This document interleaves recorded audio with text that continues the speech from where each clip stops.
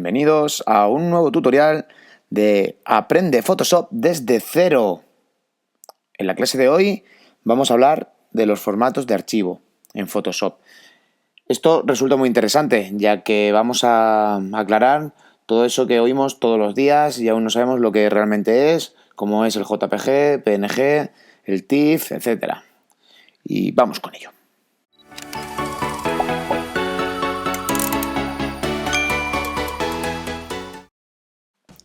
Bueno, pues dentro de Photoshop podemos encontrar gran cantidad de archivos. ¿Qué es esto? Pues es la forma o formato con la que vamos a almacenar nuestros documentos. Muchos de estos formatos son específicos para trabajos muy concretos. Vamos, que es muy posible que no lo utilicemos en la vida, nunca, jamás. Así que nos vamos a centrar en los más utilizados o en los más genéricos, como queréis llamarlo. Y os voy a mostrar una tabla, aquí la vais a ir viendo, a ver si os suena alguno, seguramente sí, seguramente os suene más de uno. Pues vamos a proceder a explicarla. Formato Photoshop, documento con extensión .psd. Este es el nativo y con el que vamos a trabajar cada documento que abramos o cada foto que manipulemos. Tenemos el TIFF, tenemos el RAW, el PNG y el JPG.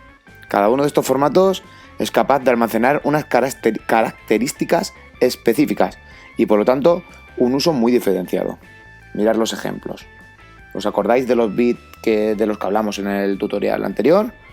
Sí, pues si trabajamos con color a 16 bits, todos los formatos lo soportarían menos el JPG. Quiero decir que no sería el formato más adecuado mientras estamos haciendo trabajos de retoque, ya que perdería esa capacidad de colores que tienen los 16 bits, pero no deja de ser un formato aceptable para ello.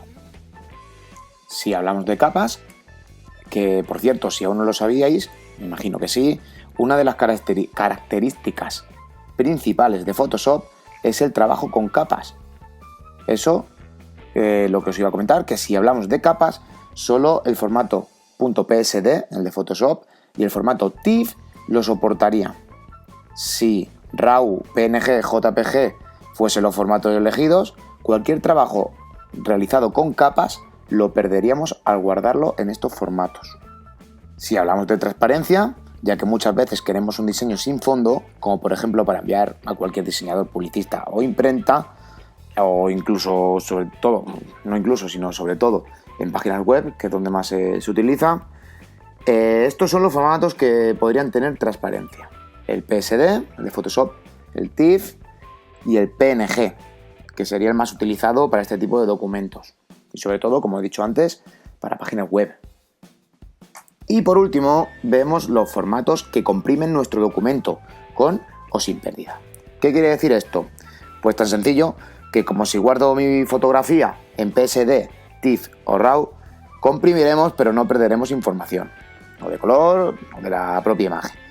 Si trabajo en PNG o JPG, mi imagen pesará mucho menos, pero jamás podré recuperar esa compresión que he hecho, ya que eliminará tonalidades, tendencia de color o incluso algunos matices.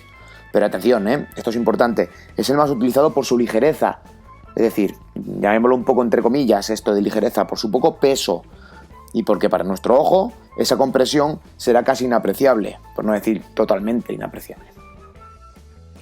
Pues ahora ya es el momento de darle su uso, de saber cómo y cuándo utilizar cada formato.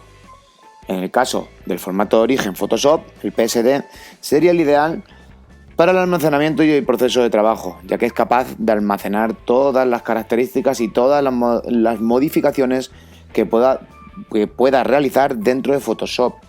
Esto quiere decir, para que lo entendáis correctamente, que es la raíz, que es el formato con el que podremos variar tu trabajo y es esencial conservarlo, a pesar de que querramos guardar nuestro documento en un formato distinto a este. Es muy importante esto. Tenemos el formato TIFF, que es el ideal para ir a la imprenta, ya que este tipo de formato, a pesar de tener capas, podemos comprimirlo y unirlas todas, y se puede imprimir de forma correcta. El inconveniente, su peso. Si es un TIFF de mucha calidad, su peso será bastante alto. Cuando hablo de peso me refiero a su volumen, lo que ocupa en nuestro dispositivo de almacenaje. Vemos el formato RAW. Este es el formato directo de las cámaras fotográficas. No confundamos, ya que la cámara puede darnos también el formato JPG, pero una cámara de gama media o gama alta trabajará en RAW. Las bajas o cámaras compactas también trabajarán con RAW, pero realizan un proceso interior para cambiarlos a JPG. Es un proceso que realiza la cámara internamente. Digamos que este es el formato más profesional, ya que podemos revelar de distintas formas. Así lo utilizaremos para el almacenamiento y proceso de trabajo y tendremos la calidad inicial de la fotografía intacta. Vemos el formato PNG, ideal para páginas web, dispositivos móviles y todo tipo de pantallas. Este formato es capaz de almacenar 16 bits de profundidad de color, es decir, una gran calidad de color. Y lo más importante, incluir zonas de transparencia, como hemos dicho antes, para poder usar imágenes sin fondo. Y además es capaz de reducir el peso de esa imagen, lo que hace ideal para poder transmitirse por nuestras web a una gran velocidad. Y por último, el más conocido, el que creo que conocemos todos, el formato JPG, que también lo podremos usar en páginas web y dispositivos, ya que también podremos tener una gran compresión de nuestra fotografía, incluso en algunos casos mayor que en PNG. También podemos llevarlo a imprenta, hay JPG de grandísima calidad que podremos utilizarlo, pero como ya comenté, el TIFF sería el ideal para poder este tipo de función. Pues ya conocemos los formatos más comunes y los que mayormente vamos a utilizar y son los más conocidos. Por lo tanto, lo que tenemos claro ya es que según sea el trabajo a realizar, así elegiremos el formato que más vamos a utilizar y con el que lo guardaremos para distribuirlo de la forma que nosotros queramos. Ha llegado el final de este tutorial, del tutorial de hoy. Ya hemos dado un pasito más y todas estas terminaciones ya no nos sonarán a chino nunca más. Poco a poco vamos avanzando en este mundo digital. Muchísimas gracias de nuevo a todos por seguirme, por aguantar de todo este teoría que, como siempre digo, es imprescindible, es importantísimo antes de comenzar con nuestro programa. Y como siempre, si os ha gustado, pues podéis darle a like, suscribiros en mi canal para próximos tutoriales y recomendar a todo aquel que esté interesado. Y como siempre digo y aconsejo, si sueñas, crea.